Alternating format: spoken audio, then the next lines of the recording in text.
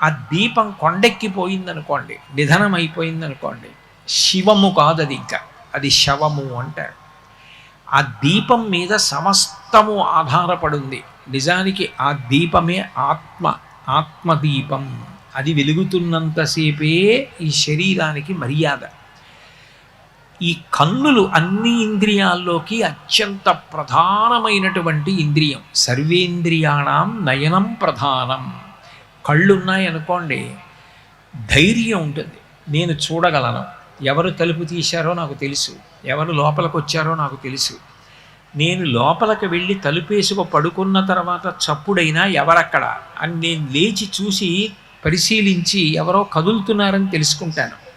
అదే చూపు లేదనుకోండి, తాను తలుపు వేసుకు పడుకున్నా తాను తలుపు వెయ్యకముందే లోపల ఎవరైనా ప్రవేశించారా తెలియదు. ఒక ఉద్విగ్నత, ఒక భయం ఉంటుంది లోపల. కన్ను ఒక్కటి ఉంటే ఎన్ని కోట్ల సుఖాలు అనుభవిస్తాడు. కంటిని మించిన ఇంద్రియం లేదు. అటువంటి కంటికి సంబంధించినటువంటి సేవ చాలా చాలా గొప్ప సేవ. అటువంటి కన్ను ఈశ్వర మీరు నాకు ఇచ్చారు.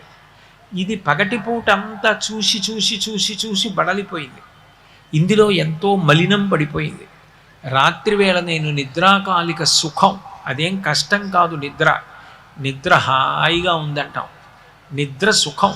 ఆ నిద్రాకాలిక సుఖంలో కంట్లో పడినటువంటి మలినాన్నంతటినీ మెత్తటి పదార్థంగా మార్చి తెల్లవారేటప్పటికి కను కొలుకులోకి తీసుకొచ్చి పుషి అన్న పేరుతో ఈశ్వరుడు సిద్ధం చేసి వేలుతో తీసుకునేటట్టు చేసి కంటి బడలిక తీస్తున్నాడు. ఆ బడలిక పోయింది కాబట్టి తెల్లవారేటప్పటికి మళ్ళీ కన్ను వాడుకుంటున్నాం. ఈశ్వర, ఇంత గొప్ప కన్ను మీరు ఏర్పాటు చేశారు, దీనికి రెప్పని పెట్టారు. నేను ప్రయత్నపూర్వకంగా రెప్ప వేయకపోయినా అంత సున్నితమైన కనుగుడ్డు బడలినప్పుడల్లా కను రెప్ప పడి ఆ గుడ్డుకి కలిగినటువంటి ఆ కష్టాన్ని సేద తీరుస్తోంది.